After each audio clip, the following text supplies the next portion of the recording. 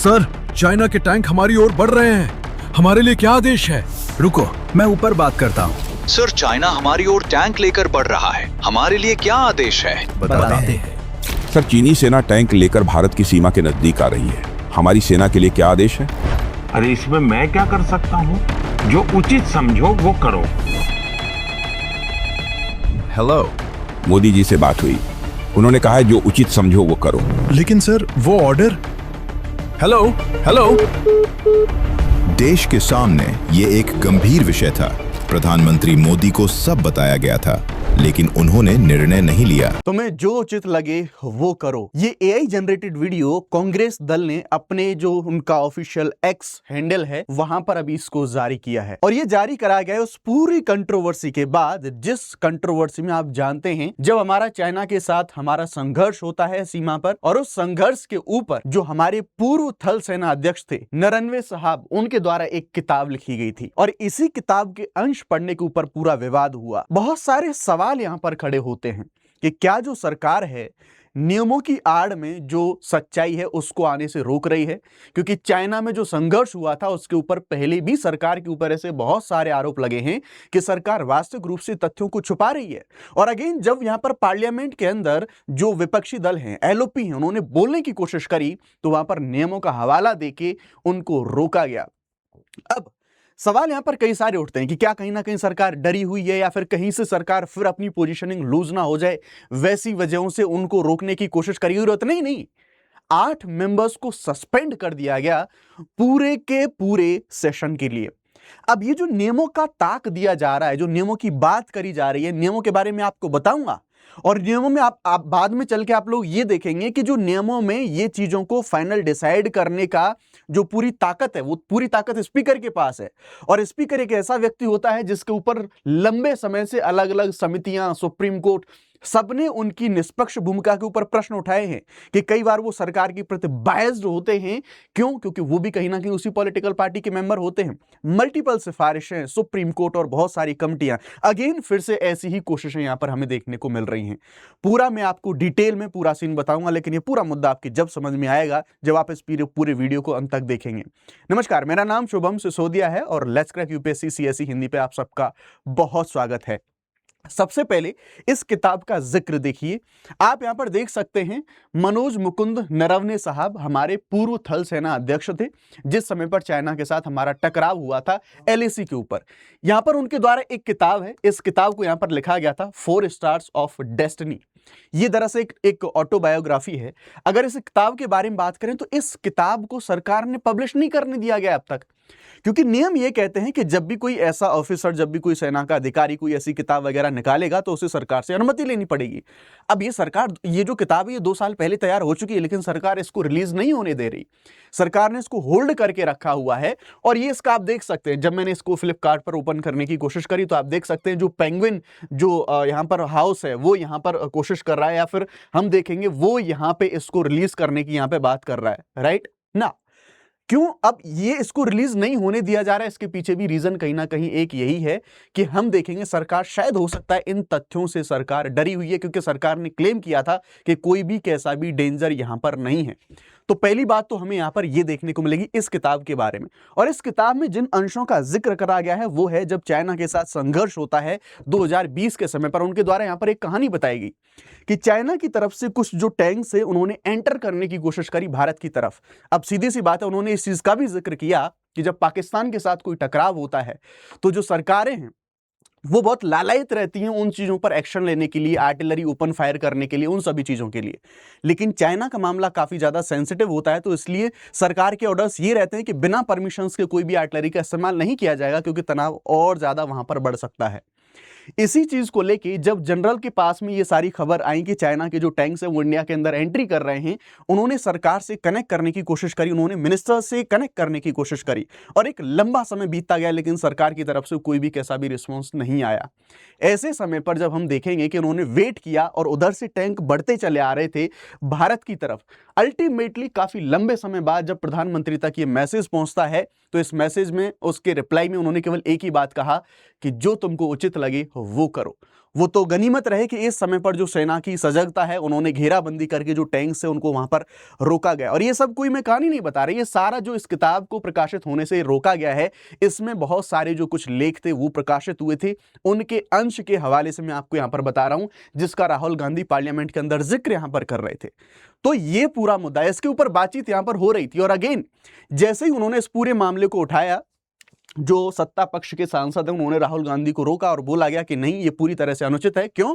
क्योंकि ये पूरी किताब अभी पब्लिश हुई नहीं है, और जो किताब पब्लिश हुई नहीं है उस किताब का रेफरेंस आप संसद के नियमों के अनुसार संसद में नहीं कर सकते। ये इशू था, ये इशू हमें यहां पर देखने को मिलेगा। यहां पर जो राहुल गांधी के द्वारा जो आरोप लगाया गया, उन्होंने इस बात को क्लियरली कहा कि कहीं ना कहीं ये सुनियोजित तरीके से, प्लान तरीके से उनकी बात को यहां पर दबाने की कोशिश करी गई।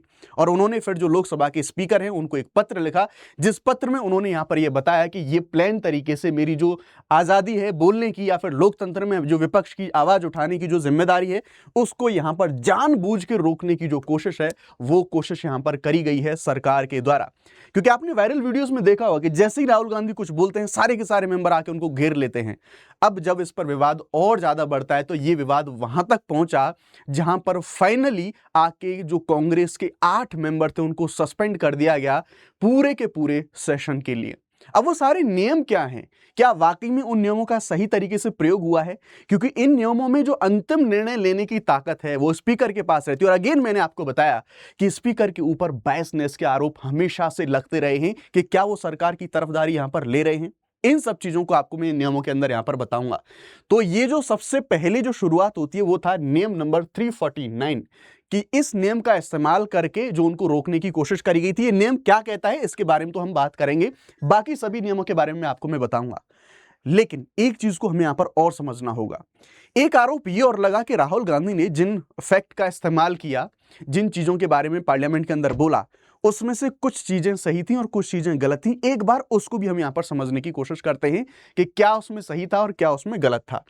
तो आप देखेंगे ये इंडिया टुडे की एक रिपोर्ट है, इसी रिपोर्ट को मैं रेफरेंस बना के आपको यहां पर बता रहा हूं कि जो डोकलाम और चीनी टैंकों के बारे में राहुल गांधी ने सही और गलत क्या यहां पर बोला, क्या उनसे मिस इंटरप्रिटेशन यहां पर हुई थी जिसका फायदा यहां पर उठाया गया। आइए उनके बारे में समझने की कोशिश करते हैं।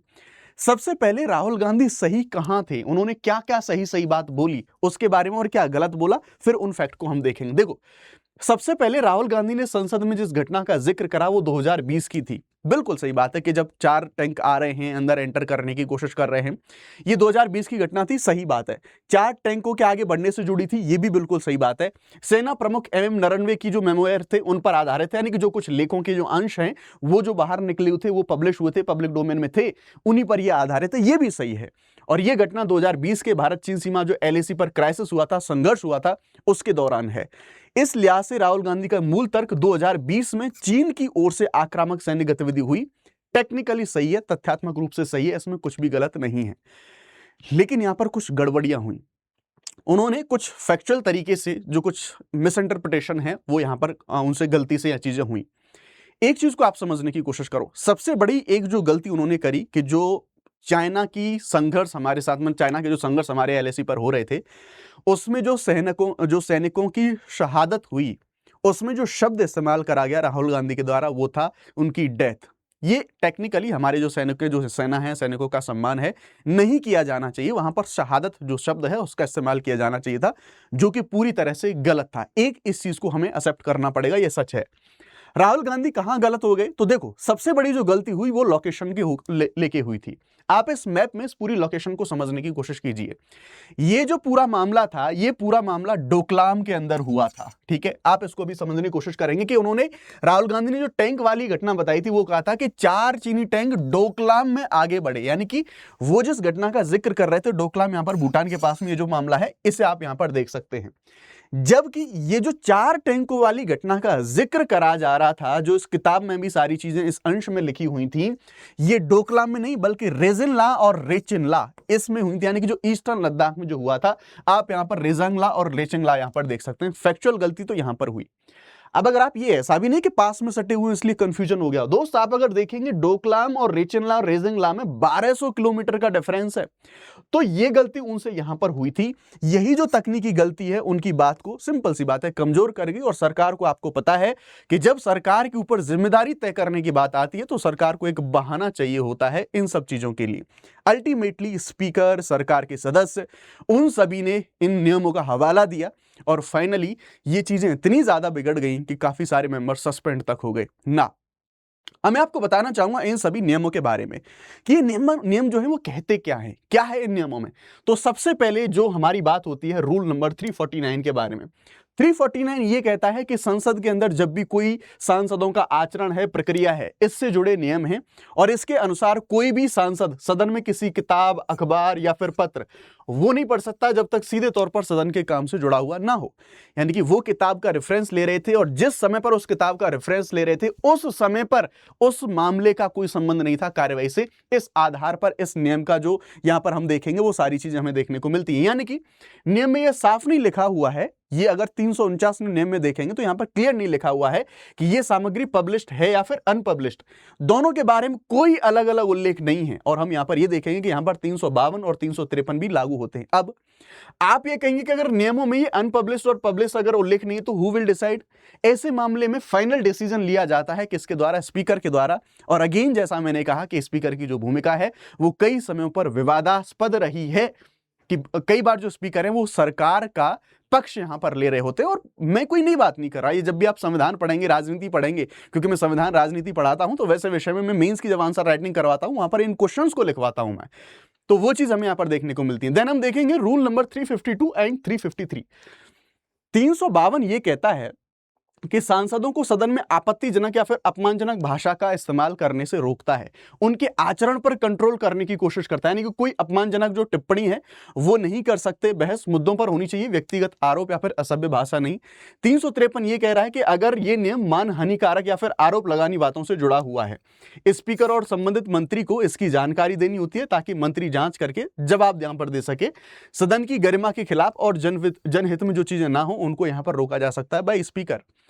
जब ये पूरा मुद्दा काफी ज्यादा चल रहा था तो विपक्ष के लोगों ने इतना ज्यादा हंगामा किया, यही गलती कर देते हैं और सरकार को यह बहाना मिल जाता है बार बार कार्रवाइयों को स्थगित करने की।